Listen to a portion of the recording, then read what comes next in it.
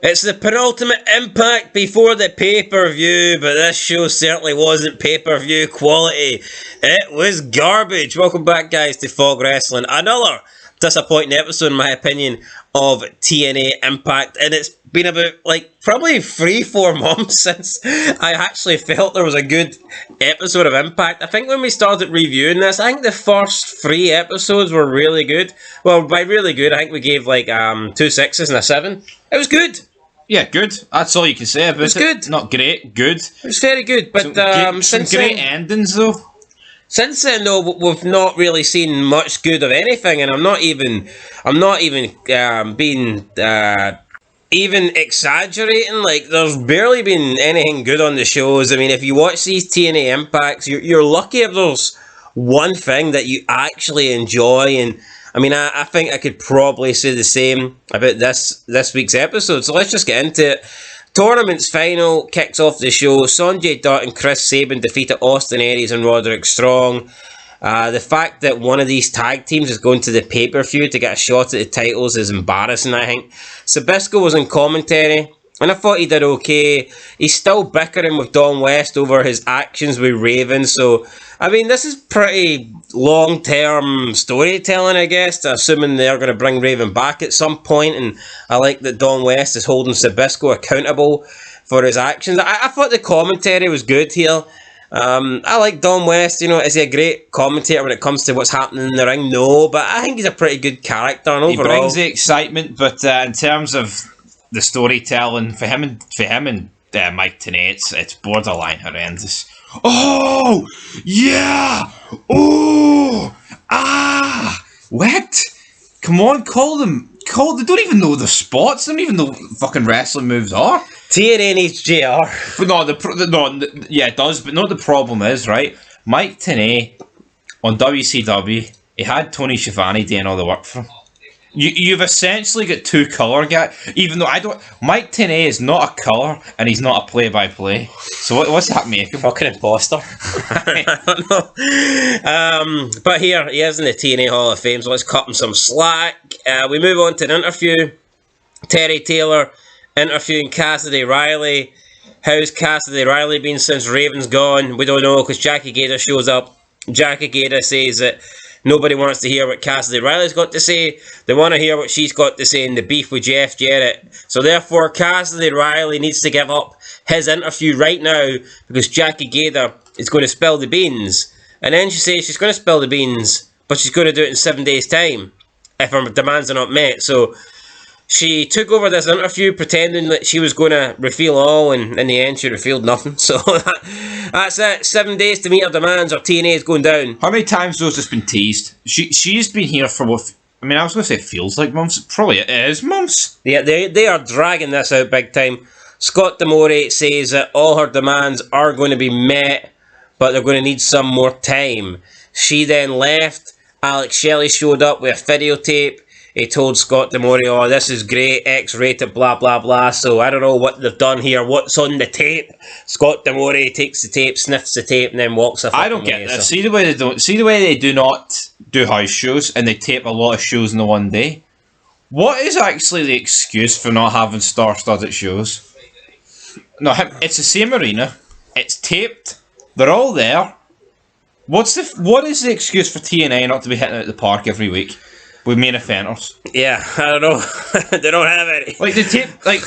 They tape the same show, right? Multiple shows a night, a day, whatever. Sting. We got an item of clothing each week till finally we're able to dress him for the final week. What's that about? When you finally get him, he's like, I'm done. Yeah, and then it's like the same with the Dudleys at the start. He get injured. No, injured. They went to Japan. It's like, the NWA titles mean that fucking much. They're fulfilling their Japan. The Japanese tag team titles.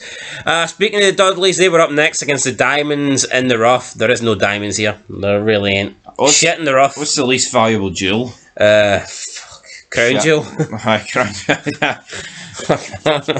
These three will probably get beheaded there, so... Yeah, after Dudley's win, after the match, America's Most Wanted came out. They said the fans saved Team 3D for another beating. So, I mean, this is awkward because the feud between Team 3D and America's Most Wanted is still going on. But we've got to insert Team Canada in there. And we've got to insert Sonjay Dutt and Chris Sabin in there. Even though we know that the Dudleys are going to beat Team Canada. And we know that AMW are not losing the tag belts. It's like, what's the fucking point? No, there is no point. I think the Dudleys in Team Canada could have been a main event of TNA. Yeah, no, I agree. I don't think that's a pay-per-view. When the feud's with America's Most Wanted. It doesn't make sense to me. And they got fucked at the belt. Especially when they come... I think the deal should have been, if the Dudleys can beat Team Canada, they get a rematch. It shouldn't have been, you get to choose, and then the Dudleys choose Team Canada, even though they spoke about how important the belts were. If the belts are that important, why the fuck wouldn't you take on America's Most Wanted? Yeah, and it wasn't like a proper poll. It was like, here, fans, do you wanna... No, there was a poll. Yeah, I know, but is that... I know it was a poll, but my point is, it's not like a Cyber Sunday poll where it's... No, it was. They just didn't show graphics because they probably can't do any graphics. Like, yeah, but even though it was, my point is, yeah, it was an official poll, but it's not like it's Cyber Sunday. Like, you feel like the proper fan interaction. Wait, you're clutching at fucking straws here. There was on the TNA website. They told the fans to go and vote. Listen, I'm not. If it's all taped in the same day, how the fuck does the poll work? Answer me that. Riddle me that, Batman. That's actually a good. How the fuck does that work? I don't know. That's actually a good. You've just broke the system. Exactly. That's my point. It's not a live poll. Anyway, after I don't think the Dudleys did win. Actually, it was fucking straw poll. It was. It was ruled a no contest. Team Canada came out and. Savage and Witten. No, fucking what? Savage and Wheaton. Fucking Savage and Rough. This show's blander than a slice of wheaten bread. Diamonds and the Rough then teamed up with Canada and they beat up the Dudleys. Brother Ray got put through a table and Devon got his head sliced open again. There was a lot of blood. There was a lot of blood. Just that like was my wrist watching this. Dudley's left lane. Then we got a triple threat match. What the fuck was this?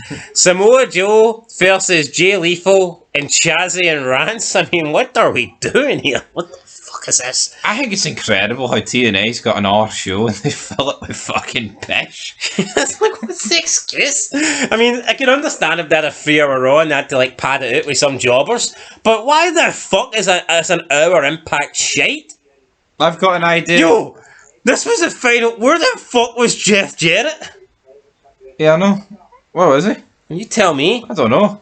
But I just don't. Yeah, you know what? Here's a great idea. You've got a star in Raven, but let's just fire him and we'll keep Chancey Rance. Tag team match then for the main event: Monty Brown and Abyss versus Ron Killings and Rhino. I mean, Monty Brown's not on the pay-per-view. As far as I'm aware, Ron Killings is not on the pay-per-view. But here, they're in this match. Monty Brown pinned Killings with a pounds after Killings was distracted by Conan. I mean, that was that. Just no heat here, really. Just a throwaway tag team match main event. And then backstage, Christian Cage came out to the TNA office talking to Sting on the phone. He said he's going to win the NWA title. Then Christian noted that they had a referee situation under control.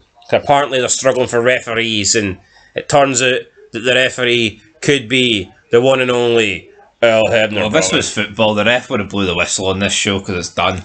I mean, come on. Come on, man. I mean, was I wrong to think that I'd be giving TNAs like 6s and 7s every week? Well, we were at the start. I was expecting here, it's going to be a wee bit worse than the Ruthless Aggression WWE, but it's still going to be good.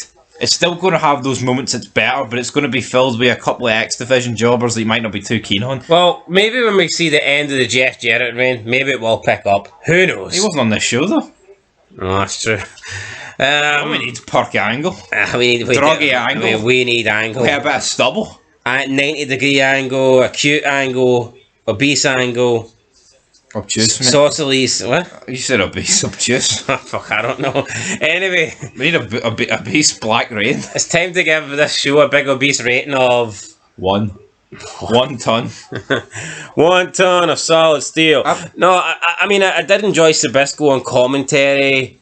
I'll give it a 2 out of 10. You enjoyed Sabisco on commentary for 5 minutes, 2 out of 10, what?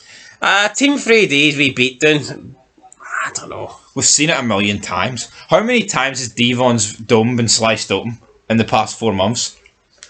Too many, I think. Probably more than the combined ratings we've gave the show. Yeah, it wasn't good, guys. 1.5 out of 10. What a terrible addition here as the episode going into the pay-per-view. Hopefully, the pay-per-view's better and hopefully TNA can pick up. Can we get a Christian Cage title reign? Because this Jeff Jarrett one has to go. We'll catch you in the next one. Till then, 1.5 out of 10. Peace.